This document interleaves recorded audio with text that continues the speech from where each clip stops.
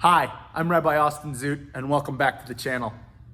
We've started this conversation about different places where Judaism comes up in our cultural reality that we might not notice. And last week we talked about how superheroes have a Jewish foundation that helped to establish things like the Marvel Cinematic Universe that we know so well today. But I want to talk about one of the most popular fads of the 21st century. Spin classes and cycling is as popular as it has ever been, and it's almost cult-ish.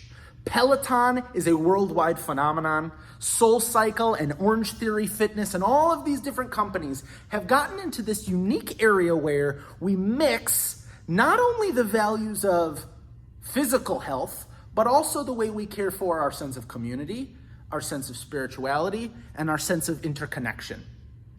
Now, the concept of getting on a bicycle, even a stationary one, and going for a ride isn't inherently a Jewish one. Whatever, we'll put that aside. But the emotional goals that these places try to accomplish, but whether it be Peloton or be a studio, are actually shockingly similar to something else we've seen in the Jewish world. And it makes me wonder why they have been so successful while we have been struggling so much to do our own version. What I'm talking about is the morning ritual of getting up and getting on your bicycle and taking care of your physical and spiritual health lines up very similarly to the way we engage in Jewish prayer in the morning. The Shacharit service, the morning service, has an exact mirrored emotional process as does a spin class.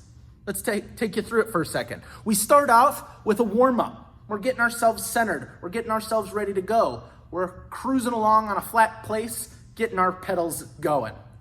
Then we start the actual work. We turn up the resistance a little bit. We get cooking. We're not yet doing hard work, but we're getting comfortable in the saddle. We're getting at a reasonable pace. Then we hit a hill where we're building that resistance. We're doing the hard work. We're actually getting into it and we're feeling the burn. We'll have a moment of rest after that before we hit a second hill. We're really going after it this time. Our hearts are beating. Our minds are working. We're really getting going. And then we'll have a chance for a little bit of a cool down before finally we close out with some of the last work we have to do. And then we get that slow ride at the end to come back to normal, to reset and recalibrate so we can close down our ride and get on with the rest of our day. That lines up perfectly with how we structure a morning service. We start out with that warm-up of we're singing songs, we're saying prayers, we're starting with the Psalms that get us ready to be in that spiritual place before we take off for our call to worship. Let's go, let's get started. Our first hill is that Shema and Ve'ahavta, the declaration of faith. This is what we believe, this is how we go about doing it, this is what it means to be a Jew.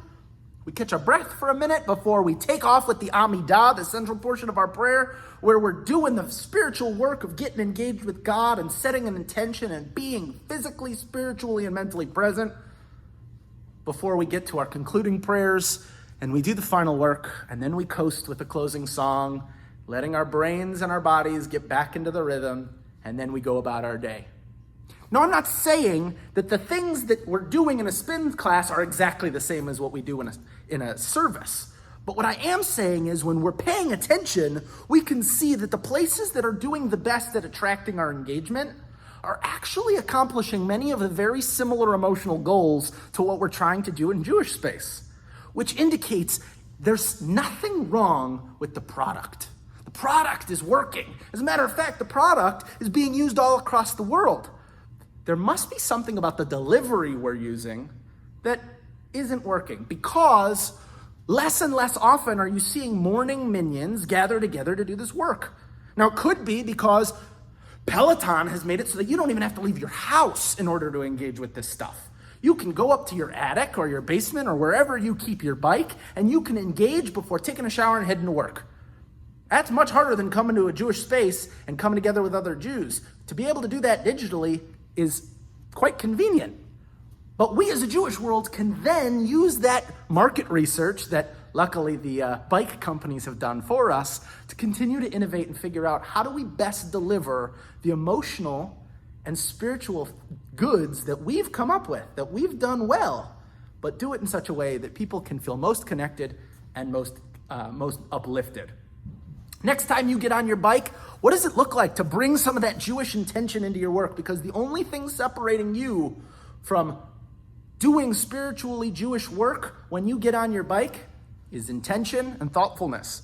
So let's bring a little bit of that into your already existing rituals, and let's make our lives just a little bit more beautiful by bringing Judaism in as an invitation for great gratitude and goodness. That's today's lesson on where's Judaism hanging out if only we pay attention.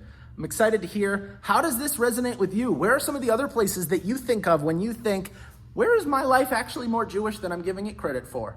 And we'll continue the conversation in the next couple of weeks. Thanks so much for joining me, and I will see you next week.